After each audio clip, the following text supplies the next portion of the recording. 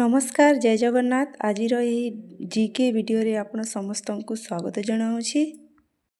आज प्रथम प्रश्न हेउछि अधिक मटन खाइबा द्वारा केउ रोग होइथाए? ए मधुमेह, बी हार्ट अटैक, सी मैलेरिया, डी किडनी रोग। आपण माननकु 5 सेकेंड समय दिया जिवो। सही समय भितरे आपण माने जदि उत्तर जानिछंती ताले कमेंट रे लिखि जणांतु।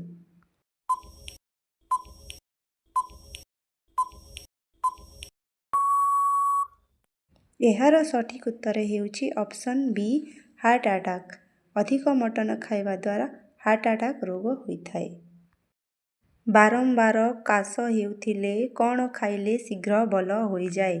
ए मेथी गुंड, बी देसी घिओ, सी कला गुड़, डी दालचीनी।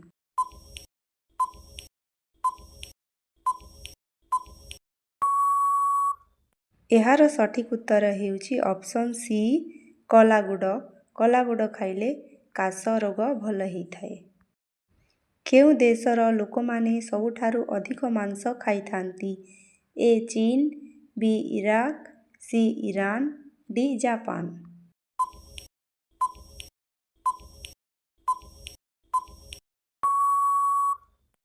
एहार सठिक उत्तर हेउछि ऑप्शन ए चीन।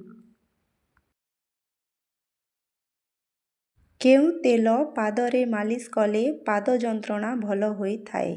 ए सूर्यमुखी तेल, बी सोरिष तेल, सी बादाम तेल, डी नड़िया तेल।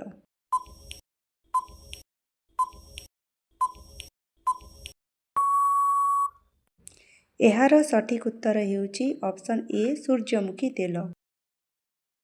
केउ जीवर आखि नष्ट हेले मध्य नुआ आखि आसीथाए?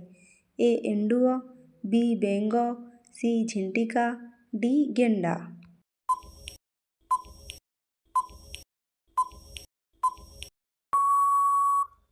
एहार सठिक उत्तर हेउछि ऑप्शन डी गेंडा। औषध खाई सारिबा परे केउ फल खाइबा उचित नुहे? ए नाशपति, बी अंगूर, सी कमला, डी खजुरी।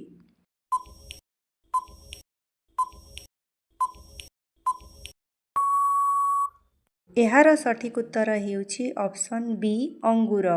औषध खाई सारिबा परे अंगूर खाइबा उचित नुहे। चंद्रपृष्ठरे पानी थिबार संधान प्रथमे केउ देश करिथिला? A Japan, B England, C America, D Bharat.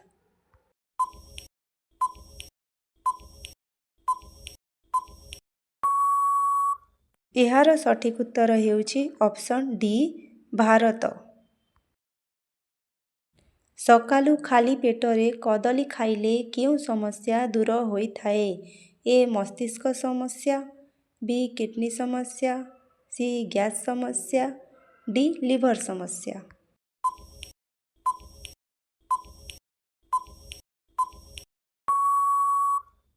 एहार सठिक उत्तर हेउछि ऑप्शन सी गैस समस्या।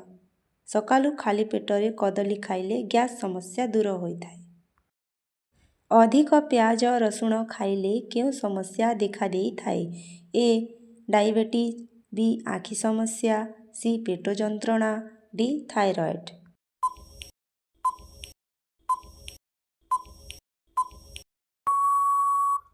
एहार सठिक उत्तर हेउछि ऑप्शन सी पेट जंत्रणा। अधिक प्याज रसुण खाइले पेट समस्या होइथाए। केउ जीव निजर गोटिए आखि बंद करी सोइथाए? ए मांकड़, बी हरिण, सी कुंभीर, डी डॉल्फिन।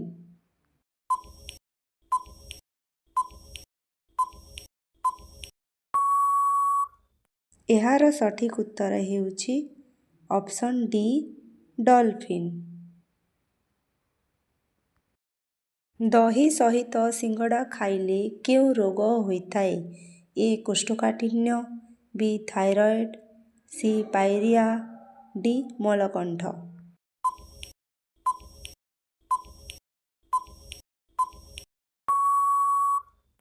एहार सठिक उत्तर हेउछि ऑप्शन ए କୋଷ୍ଠକାଠିନ୍ୟ।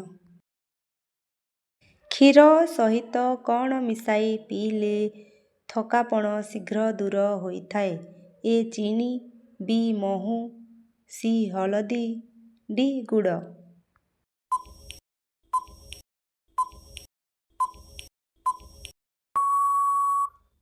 ଏହାର ସଠିକ୍ ଉତ୍ତର ହେଉଛି ଅପସନ୍ ଡି. ଗୁଡ଼। ଡାଲଚିନି ଖାଇବା ଦ୍ୱାରା ମଣିଷର କେଉଁ ଅଙ୍ଗ ସୁସ୍ଥ ରହିଥାଏ? A. Heart, B. Liver, C. Kidney, D. ମସ୍ତିଷ୍କ।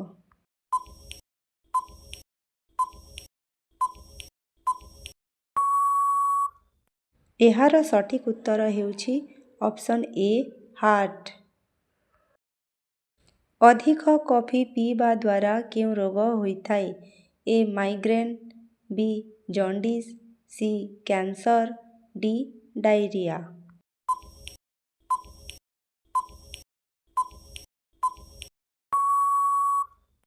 ଏହାର ସଠିକ୍ ଉତ୍ତର ହେଉଛି ଅପସନ୍ ଏ. ମାଇଗ୍ରେନ୍। ଅଧିକ କଫି ପିଇବା ଦ୍ୱାରା ମାଇଗ୍ରେନ୍ ରୋଗ ହୋଇଥାଏ। ଆଜିର ଶେଷ ପ୍ରଶ୍ନ, ମୁହଁରେ କେଉଁ ତେଲ ଲଗାଇଲେ ଚେହେରା ଗ୍ଲୋ କରିଥାଏ? ଏ. ନଡ଼ିଆ ତେଲ, ବି. ରାଶି ତେଲ, ସି. ଜଡ଼ା ତେଲ, ଡି. ବାଦାମ ତେଲ।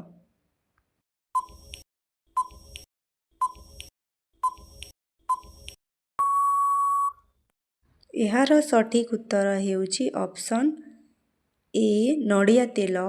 ନଡ଼ିଆ ତେଲକୁ ରାତିରେ ସବୁଦିନ ମସାଜ କଲେ ଚେହେରାର ଯେଉଁ ଝୁରିଆ ଥାଏ ତାହା ବି ଶୀଘ୍ର ଭଲ ହେଇଯାଏ। ଯେଉଁମାନେ ଚ୍ୟାନେଲକୁ ନୂଆ ଆସିଛନ୍ତି ସେମାନେ ଚ୍ୟାନେଲକୁ ସବସ୍କ୍ରାଇବ୍ କରିଦିଅନ୍ତୁ। ଭିଡ଼ିଓକୁ ଶେଷ ପର୍ଯ୍ୟନ୍ତ ଦେଖିଥିବାରୁ ଧନ୍ୟବାଦ।